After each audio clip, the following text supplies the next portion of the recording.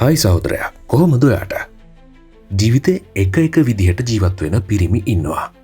සමහර අය අසාර්ථක වෙලා දුක් විඳිනවා. තවත් අය ජීවිතේ ඉහළම තලයේ ඉන්නවා. ඒත් ඇයි මේ වෙනස? අපි හැමෝගෙම ලේ එක පාටයි. හැමෝටම තියෙන්නේ දවසකට පැය 24යි. උත්තරේ තමයි පුරුදු. එහෙම නැත්නම් හැබිට්ස්.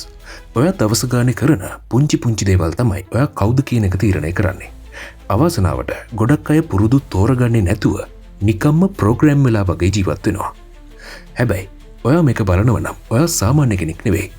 ඔයාට ඔයාව දියුණු කරගන්න ඕන. ඒ නිසා සාර්ථක වෙන්න නම් ඕනම පිරිමියෙක් අනිවාර්යයෙන්ම දවස ගානේ කරන්න ඕනේ දේවල්. එහෙම නැත්නම් දෛනික පුරුදු 5ක් ගැන අපි අද කතා කරමු. පළවෙනිම දේ ඔයාගේ උදෑසන කාලය පාලනය කරන්න. හැම උදේකම ඔයාට තේරීම් දෙකක් තියෙනවා. දිගටම හීන දකින්න එක නැත්නම් ඇහැරිලා හීන පස්සේ දුවන එක. අසාර්ථක අය ලූසර්ස්ලා උදේට ඇහැරුණ ගමන් ෆෝන් එක අරගෙන අනුන්ගේ ජීවිත බලනවා. මේක තමයි පරාජිතයන්ගේ මානසිකත්වය. මම ඔයාට කියන්නේ උදේ මුල්ම පැය දෙක ඔයා වෙනුවෙන් ආයෝජනය කරන්න. ව්‍යායාම කරන්න, පොතක් කියවන්න, ජර්නල් කරන්න, නැත්නම් ඔයාගේ අමතර ආදායම් මාර්ගය වෙනුවෙන් වැඩ කරන්න. දවසේ අමාරුම වැඩේ උදේම ඉවර කළොත් දවසේ ඉතිරි කාලය ඔයාට හරිම සැහැල්ලු වෙනවා. දෙවැනි දේ හැමෝටම හැම වෙලාවෙම ලේසියෙන් අවේලබල් වෙන කෙනෙක් වෙන්න එපා. ඔයා හැම වෙලාවකම හැමෝටම ඕන තැන්වල ඉන්නවනම් ඔයා අරමුණක් තියෙන ශක්තිමත් පිරිමියෙක් නෙවෙයි.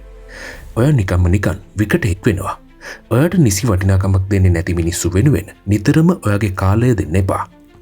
ඔයාගේ කාලයේ බුද්ධිමත්ව පාවිච්චි කරනකොට ඔයා ඉලක්කවලට ලං වෙනවා විතරක් නෙවෙයි මිනිස්සු ඔයාට ගරු කරන්න පටන් ගන්නවා. හිරු එළිය හැමදාම තියෙන තැන මිනිස්සු ඒ එළිය ගැන තැකීමක් කරන්නේ නෑ නේද? ඒ වගේම තමයි. ඔයාගේ කාලයට වටිනාකමක් දෙනකොට ඔයා හැම වෙලාවෙම ලේසියෙන් කාටවත් හම්බ වෙන්නේ නෑ.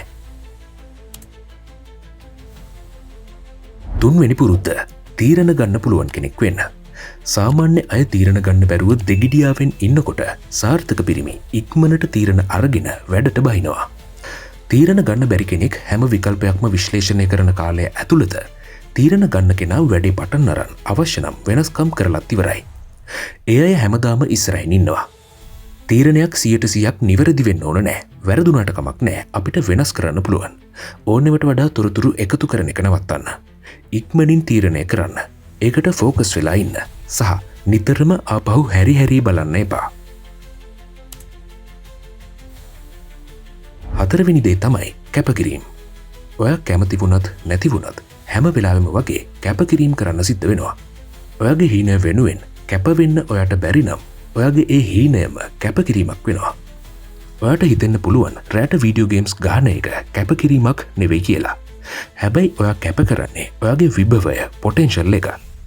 සාර්ථක මිනිස්සු දන්නවා මොනවද කැප කරන්න ඕනේ කියලා. ඔයාට සමහර විට ටික කාලයකට යාළුවෝ එක්ක සෙට් වෙන එක, ගොඩක් පාටිස් වලට යන එක, නැත්නම් සෝෂල් මීඩියා වලට අපතේ යන කාලය කැප කරන්න වෙයි. මේක අමාරුයි තමයි. ඒත් ඔයාගේ විභවය අපතේ හරිනවට වඩා මේ తాවකාලික ෆන් එක කැප කරලා පොහොසත් ශක්තිමත් සාර්ථක කෙනෙක් වෙන එක වටිනවා.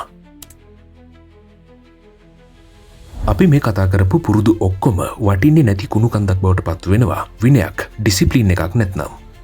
හැමෝම විනය වැදගත් කියලා දන්නවා. හැබැයි දන්නවා කියන එකයි ඇත්තටම කරනවා කියන එකයි දෙකක්. ඔයාට ඔයාගේ ජීවිතේ විනය අඩු තැන් තියෙනවද? ඔයාගේ විනයට ලකුණක් දුන්නොත් 10න් කීයක් දෙනවද? විනය කියන්නේ ඕනම කෙනෙකුට හදාගන්න පුළුවන් හැකියාවක්. ඔයාට කැමැත්තක් තිබුණත් නැතත් ඔයා කරන්න ඕනේ දේ හැමදාම කරන්න. ඇඳෙන්න ගිටින්න, ජිම් යන්න, තමන්ව හොඳින් බලාගන්න.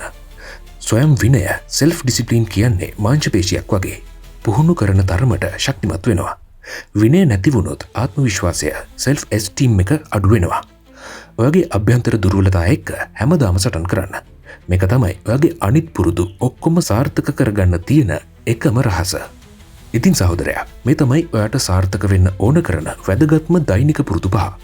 මේවා ටිකක් අමාරුයි. ඒත් මේවා කරන්න පටන් ගත්තොත් ඔයාගේ ජීවිතේ උසස්ම තලයට ඔයාටම හදාගන්න පුළුවන්.